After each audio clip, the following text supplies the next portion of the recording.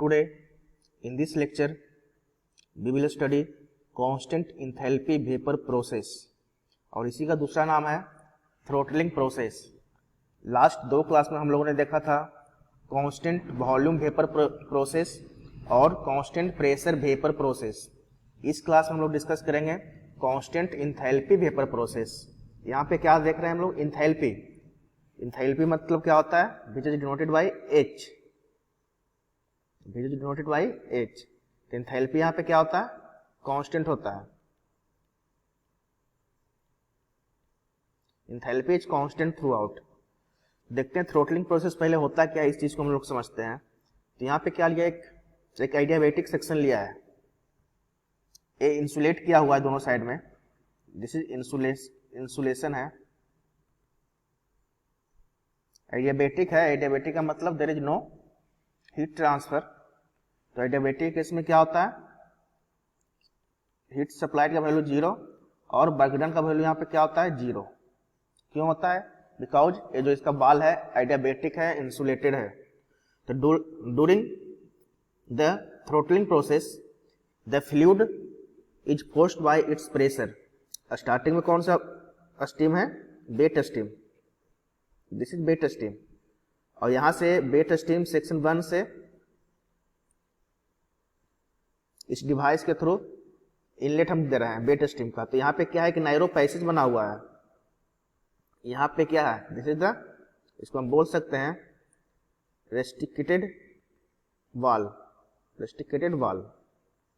यहाँ पे रेस्ट्रिक्टेड वाल 2 लगा हुआ है। जब फ्लूइड यहाँ से पास करेगा तो यहाँ पे इसका ओपनिंग बहुत छोटा सा है, इसका बहुत नैरो है। तो यहाँ से पास करेगा, फिर इस तरह से फ्लूइड जो अपना स्टीम है आगे जाके पास करेगा। तो यहाँ पे ध्यान देना कि ये जो पोर्शन है, इस पोर्शन पे क्या हो रहा है। तो इस पोर्शन पे क्या हो रहा है, आपको जितना प्रेशर और वेलोसिटी से आ रहा है, तो यहाँ पे प्रेशर भी डाउन हो जाएगा और वेलोसिटी भी डाउन हो जाएगा। ठीक है, तो यहाँ पे क्या लिखा हुआ, the restricted opening is so narrow, this is the restricted wall, restricted opening. Narrow है मतलब बहुत पतला है, that due to frictional resistance between the fluid and the side of aperture. यहाँ पे फ्रिक्शनल रेजिस्टेंस लगेगा, जब यहाँ पे आगे जब टकराएगा जो बेट स्टीम है, तो यहाँ पे एक रेजिस्टेंस वहां पे होगा। रेजिस्टेंस का मतलब क्या होता है, प्रतिरोध करना। The side of the velocity of the outcoming fluid is almost reduced to 0। जो वेलोसिटी आएगा वो लास्ट में क्या हो जाएगा, 0 आ जाएगा। क्यों आ जाएगा, क्योंकि वहां पे जो पैसेज है जिससे हम स्टीम को पार कर रहे हैं वो बहुत नैरो है। तो उस केस में क्या होता है, वेलोसिटी एकदम मिनिमम हो जाएगा। The kinetic energy converted into heat energy. जो काइनेटिक एनर्जी आएगा यहाँ से, काइनेटिक एनर्जी किस में कन्वर्ट हो जाएगा, हीट एनर्जी में।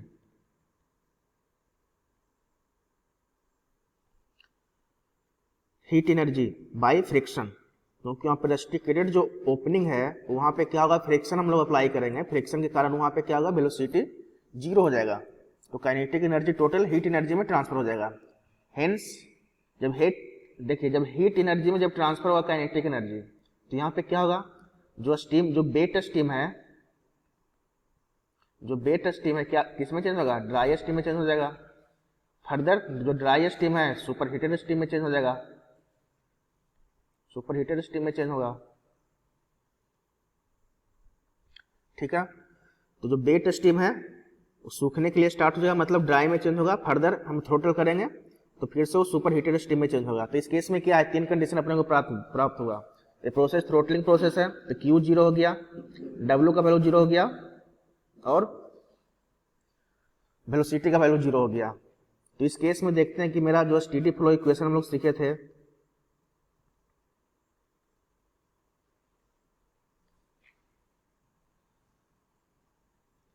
तो हम लोग देखे थे स्टेडी फ्लो इक्वेशन।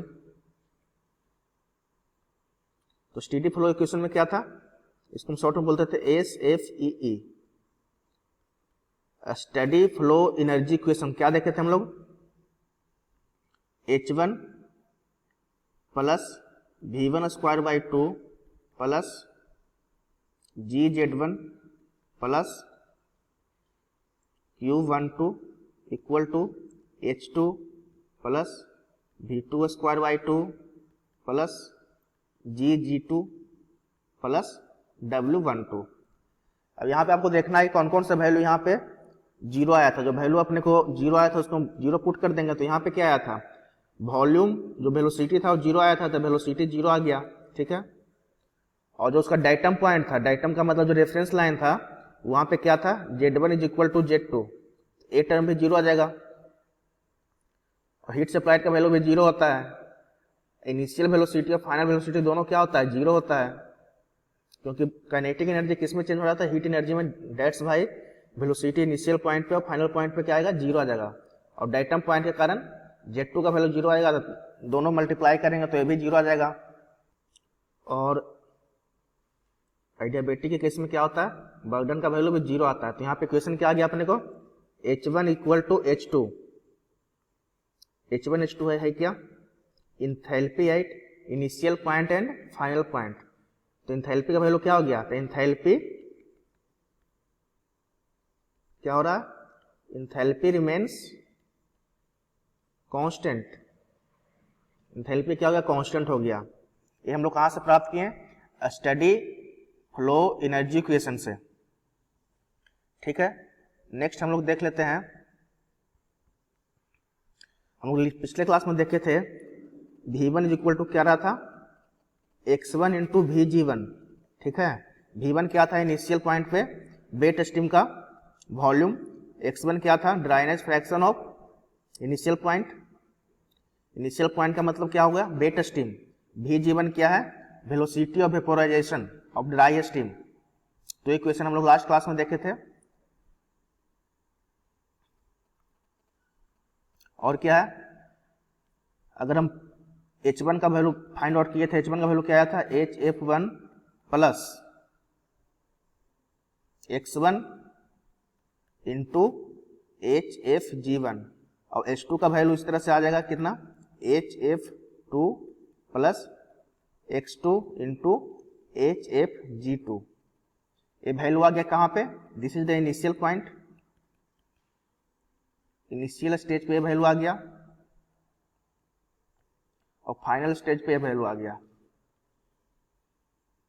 इनिशियल और फाइनल स्टेज क्या हो गया, इनिशियल मतलब वेट कंडीशन, और फाइनल का मतलब हो गया ड्राई कंडीशन।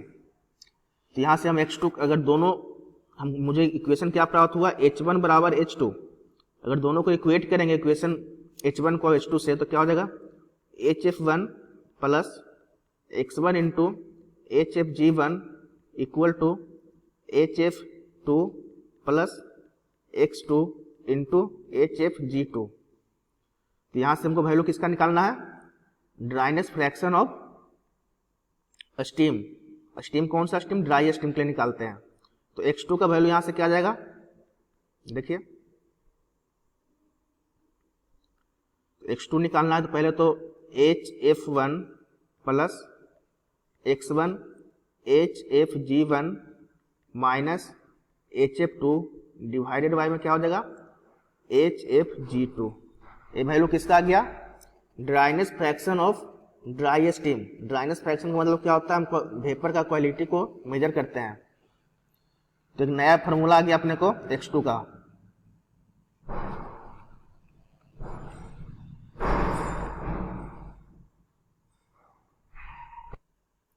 तो हम लोगों ने X2 का वैल्यू निकाला। X2 क्या होता है, ड्राइनेस फ्रैक्शन ऑफ स्टीम। तो डिफरेंट टाइप्स का वैल्यू यहाँ पे देखते हैं। अगर X2 का वैल्यू लेस देन 1 आ गया, इसका मतलब है जो स्टीम है आपको वेट स्टीम है। अगर X2 का वैल्यू लेस देन 1 आएगा तो steam will be wet. If X2 का जो वैल्यू है इक्वल टू 1 आ गया तो स्टीम कैसा आएगा, ड्राई स्टीम। अगर X2 का वैल्यू ग्रेटर देन 1 आ गया तो steam will B superheated steam.